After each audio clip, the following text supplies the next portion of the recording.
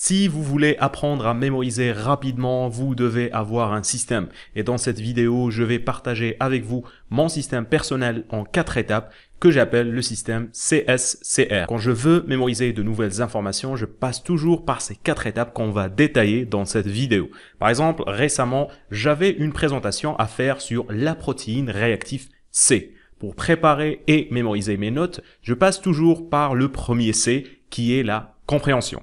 Clairement, c'est très difficile de pouvoir mémoriser quelque chose sans le comprendre. Ma méthode pour faire cela est très simple. Je vais prendre le concept que je veux comprendre, dans notre cas ici, la protéine réactive C, et je vais commencer par lire 5 articles à ce sujet. Mais ça ne sera pas une lecture linéaire où je vais lire le premier article, puis passer au deuxième et au troisième, etc., etc.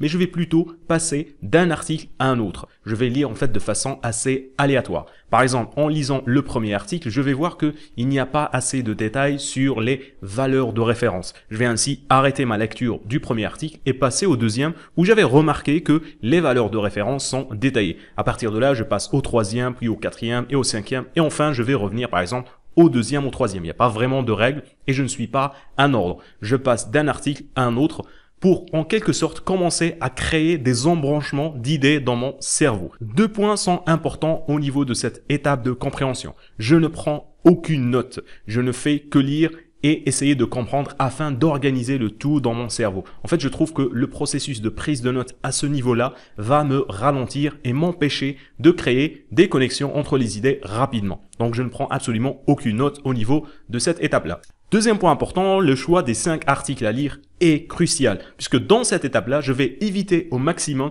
d'aller faire plus de recherches dans d'autres livres ou spécialement sur Internet. Je base toute ma lecture sur ces 5 pièces d'information que j'ai choisies. Cela m'empêchera de me disperser étant donné que les recherches sur Google se termineront généralement par des heures passées sur YouTube ou à scroller sur les différents réseaux sociaux. Donc, je focalise toute mon attention sur les 5 articles que j'ai choisis. Dans la majorité des cas, si j'ai bien fait mes recherches avant de choisir les articles à lire, les 5 premiers seront largement suffisants pour comprendre le sujet. Mais évidemment, dans certains cas, je vais approfondir la recherche pour comprendre les points que je ne comprends toujours pas. La phase de compréhension va me prendre généralement 1 à 2 journées de lecture en fonction de ma familiarité avec le sujet et le degré de complexité des informations que je veux mémoriser. Une fois que c'est fait, je vais passer au S pour sélection. C'est à ce moment-là que je vais commencer à prendre des notes. La raison pour laquelle je fais ça que maintenant, c'est de 1, pour donner du temps à mon cerveau de bien comprendre les concepts. Même si à ce niveau-là, je n'ai encore rien mémorisé, j'ai déjà une structure en tête. Par exemple, dans le cas utilisé comme exemple, je sais qu'il faut parler de la synthèse de cette protéine, de son rôle et des différents moyens qui permettent de faire son dosage. Et deuxième point important, c'est pour faciliter la sélection de ce qui est important et de ce qui ne l'est pas. Et ça, c'est tout l'objectif de la phase de sélection.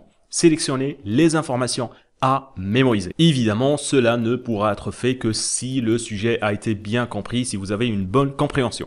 Ici, généralement, les gens vont se retrouver dans 2 extrêmes. Le premier, c'est les gens qui vont prendre des tonnes de notes et surligner toutes les phrases de tous les articles. Cela signifie que cette personne a des problèmes de compréhension et surtout qu'elle pense que tout est important ou qu'elle n'arrive pas à faire la différence entre ce qui l'est et ce qui ne l'est pas. À l'autre extrême, on va trouver les personnes qui vont faire 2 petites marques sur une page entière ou ne remplissent même pas une page de notes. Là aussi, c'est un problème au niveau de la compréhension.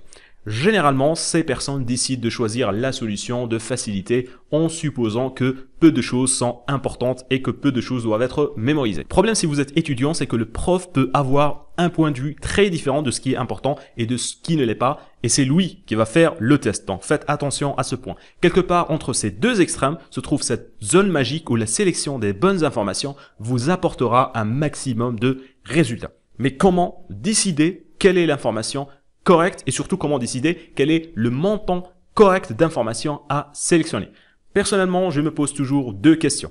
La première question, c'est quelle proportion d'informations se trouve dans les 5 articles que j'ai choisis. Si un certain nombre de données sont répétées dans les 5 documents différents que j'ai choisis, c'est qu'ils sont importants et doivent être sélectionnés. Ça, c'est la première question. Deuxième question importante pour sa sélection, c'est quels sont les points qui sont présentés en détail dans les 5 documents. Ça peut être des nombres, des noms de personnes, des schémas, des mécanismes. Ce qui fait que la phase de compréhension va de pair avec la phase de sélection. Mieux on comprend, plus il sera facile d'identifier ce qui est réellement important. À condition, là aussi évidemment, de bien choisir les 5 documents que vous allez utiliser pour la première étape. À la fin de la phase de sélection, je prépare une série de notes que je vais rédiger dans une nouvelle feuille et puis après essayer de les mémoriser. Bon, je dis rédiger, ce n'est pas toujours le cas parce que des fois, je vais me contenter simplement d'un copier-coller à partir des articles et des documents que j'ai choisis. En général, ça me prendra 3 à 10 feuilles en fonction de la quantité d'informations que j'ai décidé de mémoriser. Une fois cette phase terminée et mes notes devant moi, je vais passer au deuxième C qui est choisir. Et là, vous allez me demander, mais qu'est-ce que tu vas choisir? Eh bien ici, je parle du choix de la méthode de mémorisation que je vais utiliser. En fonction du type d'information que j'ai réussi à extraire et que j'ai sélectionné, je dois choisir la méthode de mémorisation la plus adaptée. C'est en gros ce que j'essaye de vous apprendre dans cette chaîne, vous montrer différentes techniques de mémorisation que vous allez pouvoir adapter à différents types d'informations. Vous n'êtes pas limité à une seule méthode de mémorisation qui, je suppose, pour la majorité d'entre vous, c'est la répétition. Vous allez tout simplement répéter votre texte pour pouvoir le mémoriser et surtout, vous appliquez ça à pratiquement toutes les informations que vous voulez mémoriser. Il faut savoir qu'il existe plein de techniques de mémorisation qui sont bien meilleures. Vous avez la méthode des liens, la méthode du palais, la méthode du parcours, la poupée russe, la méthode retour ou la table de rappel. Ce sont toutes des méthodes que je détaille pour vous dans cette chaîne et je vous invite d'ailleurs ainsi à vous abonner et à laisser un pouce bleu si vous aimez la vidéo. Maintenant, on va revenir à notre exemple, la protéine réactive C. Pour mémoriser les informations que j'ai extraites ici, je me suis contenté d'une simple table de rappel vu que je n'avais pas énormément d'informations à mémoriser. Alors, il existe d'autres méthodes comme par exemple les mind maps ou les flashcards. Le point le plus important ici, c'est de choisir la méthode la plus appropriée et la plus adaptée à ce que vous cherchez à mémoriser. Et j'en profite pour vous inviter à rejoindre l'une de mes nombreuses formations gratuites dans lesquelles je vous montre quelle technique choisir en fonction des informations que vous voulez mémoriser. Vous trouverez le lien en bas dans la description. Une fois que c'est fait, une fois que j'ai choisi la méthode de mémorisation, je vais évidemment commencer le processus de mémorisation, ce qui va nous amener à la dernière lettre, le R pour répétition.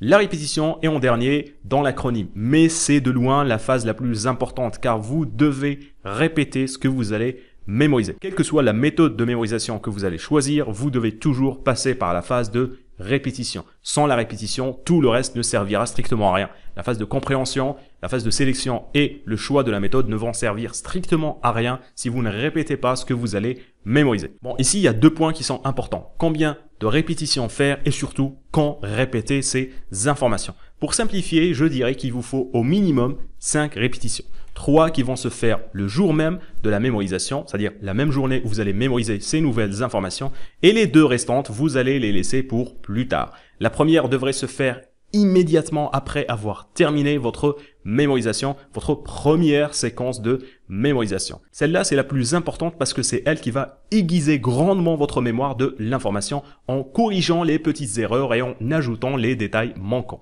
La deuxième répétition devrait se faire à la fin de la journée. Très probablement, cette deuxième répétition ne contiendra pas ou très peu d'erreurs qui doivent être reprises et corrigées. La troisième répétition se fera le lendemain et elle ne devrait contenir là aucune erreur ou manque. S'il y a des manques, vous devez là aussi refaire des répétitions. À partir de là, les 2 répétitions restantes peuvent être faites 3 à 4 jours plus tard. Plus important ici, c'est que après ces 5 répétitions, vous devez répéter l'information périodiquement pour maintenir ces informations nouvellement acquises en mémoire. Plus vous devez garder les informations en mémoire à long terme, plus il vous faudra faire de répétitions. D'ailleurs, si vous voulez découvrir comment organiser votre répétition en utilisant une formule scientifiquement prouvée, je vous invite à aller voir cette vidéo maintenant. Et comme toujours, n'oubliez pas de me laisser vos avis et commentaires et abonnez-vous à la chaîne si ce n'est pas encore fait.